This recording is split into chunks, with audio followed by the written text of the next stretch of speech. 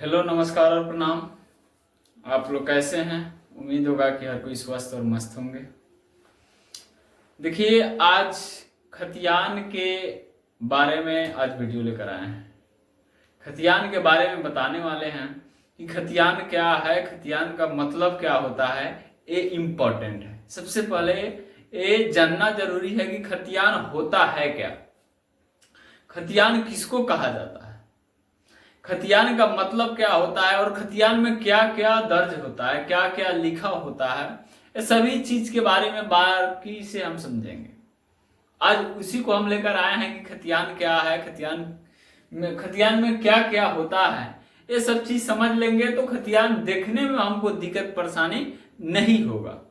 चलिए, आज हम खतियान के बारे में देखेंगे। खतियान क्या है, किसको कहा जाता है। जब सर्वे हुआ था पुराने समय में, लगभग 1902 ईस्वी से शुरू, अंग्रेज के शासन काल में एक खतियान बना था।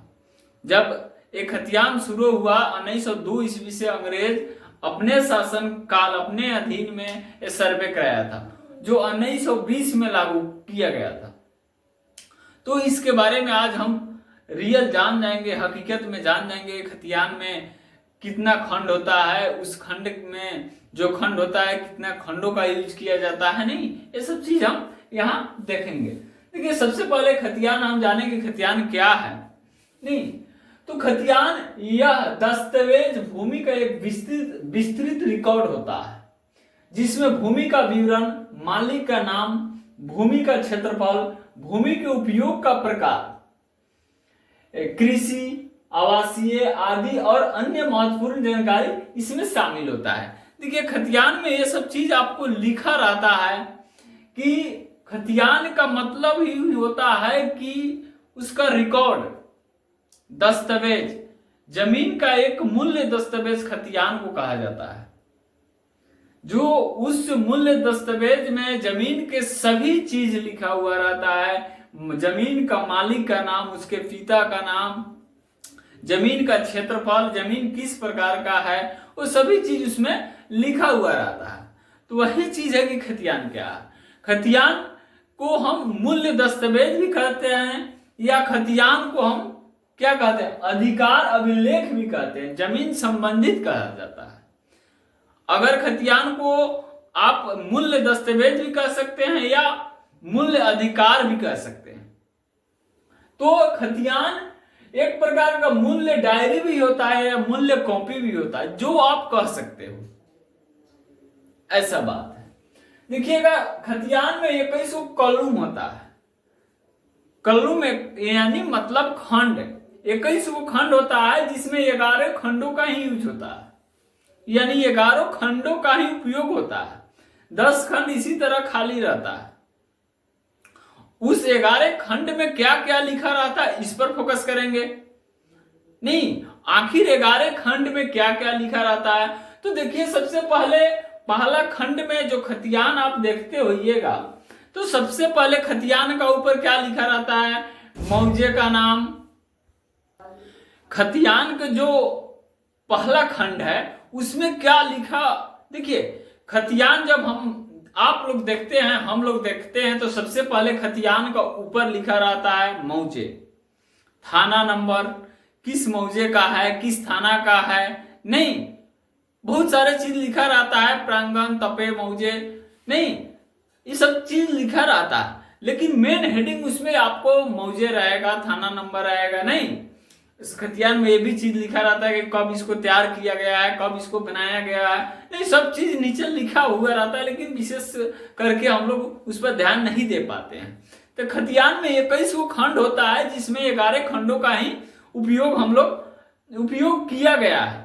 इसी तरह 10 खंड को छोड़ दिया गया है। तो पहला खंड में क्या लिखा रहता है, सबसे पहले जब खतियान हम देखते हैं तो पहला खंड में खाता नंबर लिखा रहता है, उसके बाद खेसरा नंबर लिखा रहता है, उसके बाद रैयत का नाम यानी मालिक का नाम, जिसके नाम से खतियान बना है उसका नाम लिखा रहता है। उसमें जितने पड़ीदार हो, जितना हिस्सेदार हो, सभी का नाम उसमें लिखा हुआ रहता है। उसके बाद पृष्ठ संज्ञा यानी उसका पेज नंबर कितना है उसमें दर्शा दिया जाता है। जमीन का किस्म, यानी जमीन किस प्रकार है, भीट है या परती है या खेतिहर है या धनहर है, नहीं आवासीय है यानी मकान, उसको कहा जाता है। जमीन का प्रकार यानी जमीन किस प्रकार का होता है। उसके बाद आइएगा 1 2 3 4 5वां खंड में जमीन का किस्म हम देख लिए। छठा खंड में है स्वामित्व के उत्तराधिकार का नाम, यानी उसका मतलब है कि उसके पहले जिसका जमीन था, नहीं मान लेते हैं आज आपका जमीन है, इसके पहले आपके दादा परदादा का नाम, उनका उत्तराधिकारी कौन हुआ, जो जीवित होगा उसका नाम इसमें लिखा हुआ रहता है। नहीं उत्तराधिकार, खतियानी अगर जमीन है उसमें उत्तराधिकारी कहते हैं, या डीड या दस्तावेज वाला जमीन है उसको केवाला कहते हैं। नहीं उसके बाद 7वां खंड में है कि रकबा यानी क्षेत्रफल। देखिए रकबा पहले क्या लिखा रहता है, एयर में यानी एकड़ में लिखा रहता है, एकड़ में, उसके बाद डिसमिल में, उसके बाद काठा में, उसके बाद धुर में लिखा हुआ रहता है। आप सही से बारीकी से अगर खतियान आप देख रहे हैं, सही से पढ़ रहे हैं, तो आपको सभी चीज जो हम बता रहे हैं वो सभी चीज खतियान में लिखा गया है।